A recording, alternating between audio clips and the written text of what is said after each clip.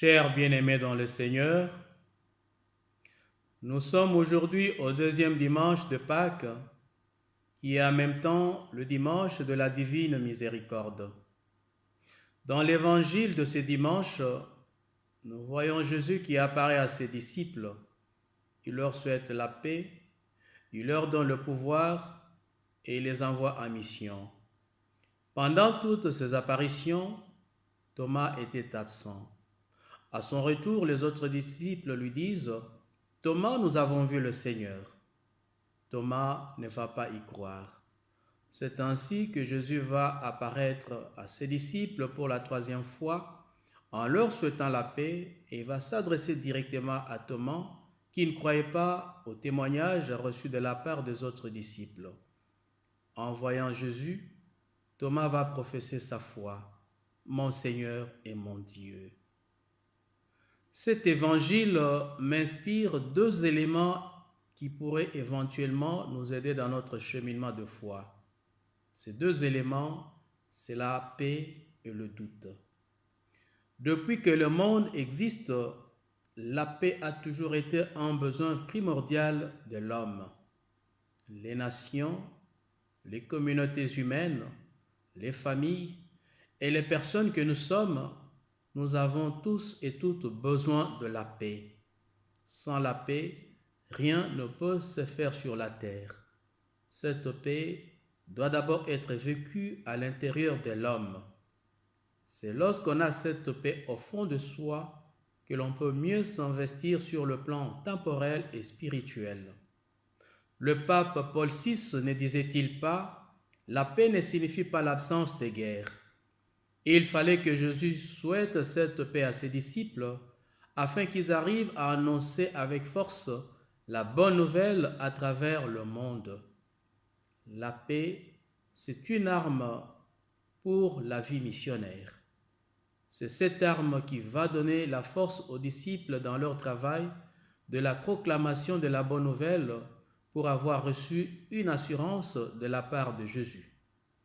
Face à la crise que nous traversons aujourd'hui avec la pandémie Covid-19, essayons de nous poser quelques questions.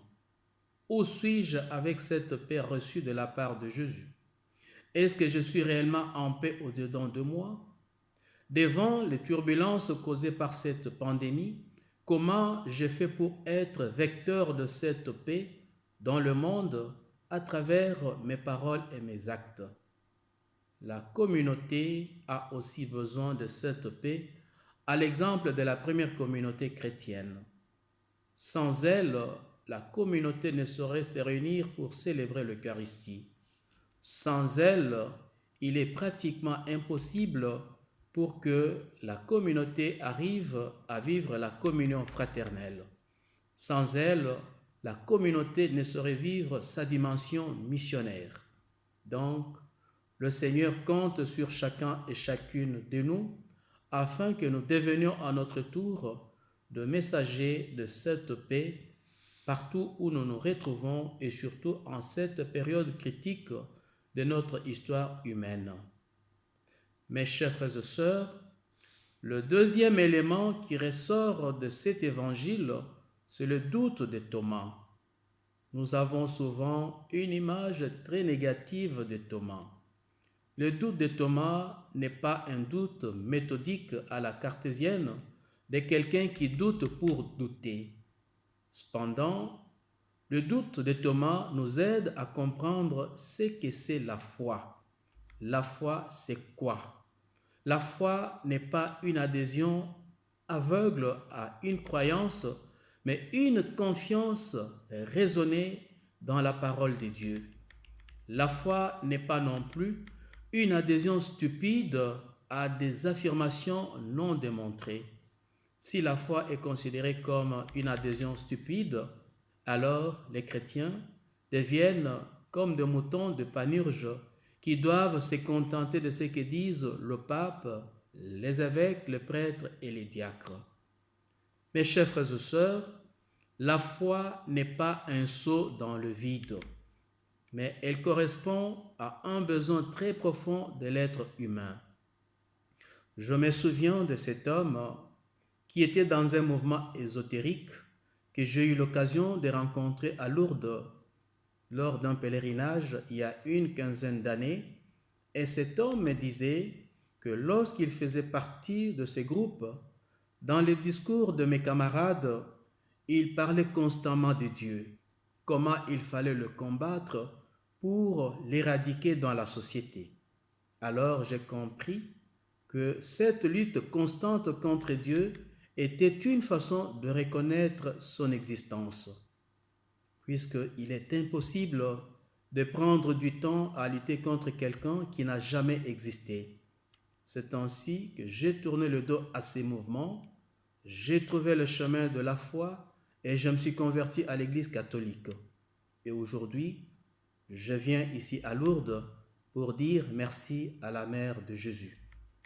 Mes chers frères et sœurs, ce témoignage si éloquent de cet homme démontre que la foi n'est pas quelque chose d'irrationnel, mais elle est une connaissance par des signes. Notre foi chrétienne, elle s'appuie sur les témoignages des apôtres qui ont vécu avec Jésus, qui ont cheminé avec lui, qui ont porté au monde la bonne nouvelle au risque de leur vie. Ils ont eu à connaître aussi des moments de doute, à l'exemple de Thomas dont il est question dans l'évangile de ce dimanche, à l'exemple de Pierre avec son reniement. En voyant la pandémie qui frappe actuellement l'humanité, on peut se questionner pourquoi le Seigneur puisse tolérer une telle épreuve. S'il est vraiment le Seigneur le Tout-Puissant, comment peut-il laisser tant d'êtres humains souffrir et mourir? Une telle question pourrait nous amener ou amener certaines personnes à douter de l'existence de Dieu. Mais nous ne devons pas oublier que cette même question pourrait aussi nous aider à redécouvrir la grandeur de Dieu et la petitesse de l'homme. L'homme, si puissant soit-il, il peut être emporté par un petit virus invisible. Pour paraphraser les évêques de Belgique, cette crise doit être envisagée comme une opportunité et pas seulement comme un fléau. Chaque revers nous invite à réfléchir et nous lance de nouveaux défis. Bien, chers frères et sœurs, en partant du témoignage de Thomas, nous ne devons pas nous étonner si nous arrivons un jour à connaître des moments de doute, à connaître des moments de sécheresse dans notre propre parcours ici sur la terre, sur le plan spirituel. Cette expérience pourrait aider chacun et chacune de nous à comprendre que être chrétien ne veut pas dire être vacciné contre le doute. Thomas n'a pas douté pour douter, mais son doute lui a permis de faire grandir sa foi. Nos doutes pourraient aussi nous aider à approfondir notre foi et à nous attacher davantage à la personne de Jésus comme étant notre Seigneur et notre Dieu. Amen.